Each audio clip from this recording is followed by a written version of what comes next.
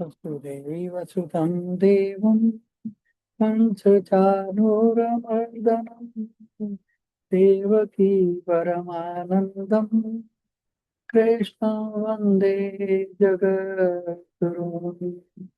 असो मया हता शत्रुः अनिष्टे च अपरानपि ईश्वरो अहं भोगी सिद्धो अहं बलवान सुखी।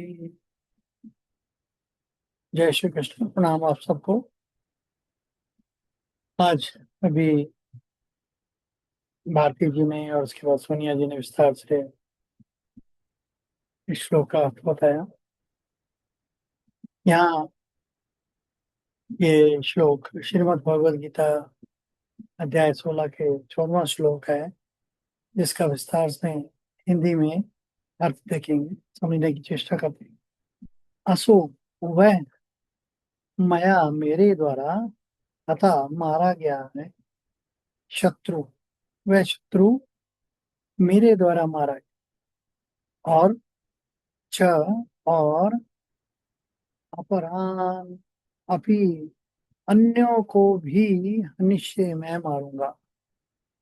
ईश्वर भगवान, अहम मैं हूँ भगवान, अहम मैं हूँ भोगी भोक्ता, सिद्ध सिद्ध अहम मैं बलवान शक्तिशाली और सुखी प्रसन्न।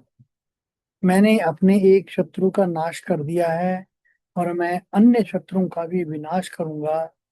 मैं स्वयं भगवान के समान हूँ, मैं भोगता हूँ, मैं शक्तिशाली हूँ, मैं सुखी हूँ। ऐसा कौन कहता है? ऐसे आसुरी संपदा वाले, जिनके पास प्रवृत्तिम च निवृत्तिम च, प्रवृत्ति ही उनकी ऐसी बन चुकी है, बस वो यही सोचते हैं कि मैंने अपने एक शत्रु का नाश कर दिया है और मैं अन्य शत्रुओं का भी विनाश करूंगा।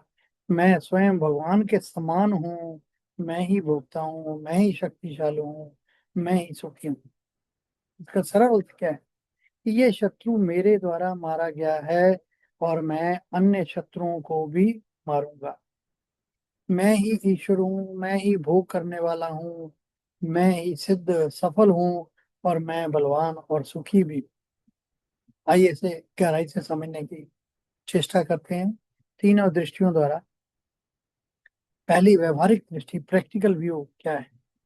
ये श्लोक एक ऐसे व्यक्ति की मानसिकता को दिखाता है जो हर चीज को अहंकार ईगो से देखता है। बस जो कुछ भी है, मैं ऐसा लगता है, और वो सफलता का पूरा श्रेय अपने आप को खुद को ही देता है। दूसरों को प्रतिस्पर्धा या शत्रु मानता है, अपने आप को ही सबसे बड़ा शक्तिशाली और सुखी ऐसा समझता है। ऐसे व्यक्ति का जीवन बाहर से सफल दिख सकता है, लेकिन अंदर से वह बिल्कुल खोखला, सुरक्षा, डर और असंतोष से भरा हुआ है। दूसरी दृष्टि जो है क्या है कि मनोवैज्ञानिक दृष्टि, साइकोलॉजिकल व्यू। यहाँ असो मया हता शत्रु का अर्थ केवल बाहरी शत्रु नहीं, बल्कि अहंकार का विस्तार है। व्यक्ति हर जीत के बाद और अधिक नियंत्रण चाहता है। उसकी सोच बन जाती है, मैं ही सब कुछ हूँ, मेरे जैसा कोई है ही नहीं। ये एक उसके मन की इल्यूशन, जो माया है वही है।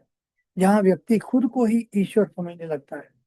परिणाम क्या होता है? लगातार तुलना, सबसे तुलना करती रहता है, दूसरों को नीचा दिखाने की प्रवृत्ति रहती है, कभी इसको संतुष्टि मिलती ही नहीं।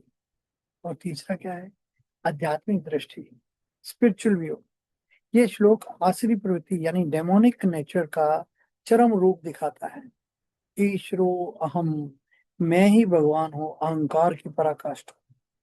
अहम भोगी, जीवन का लक्ष्य केवल भोग और सुख मानना। सिद्धो अहम, खुद को ही पूर्ण समझना, जबकि अज्ञान में होना। बलवान सुखी, शक्ति और सुख को ही अंतिम सत्य मानना। लेकिन सच्चाई क्या है? वास्तविक ईश्वर वह चेतना है जो सब में है। सच्चाई तो यही है। लेकिन हम चेतना को समझते नहीं, बस मैं शरीर तक ही रहता है। वास्तविक ईश्वर वह चेतना है जो सब में है। जब व्यक्ति मैं को केंद्र बनाता है तो वह उस चेतना से दूर हो जाता है।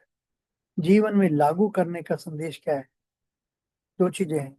यह श्लोक हमें चेतावनी देता है जो हमें नहीं करनी चाहिए। अगर हम हर चीज में मैं को केंद्र बना रखे हैं, दूसरों को हराने में ही आनंद ढूंढ रहे हैं, खुद को ही सबसे बड़ा मान रहे हैं, तो हम धीरे धीरे आसुरी मार्ग पर जा रहे हैं।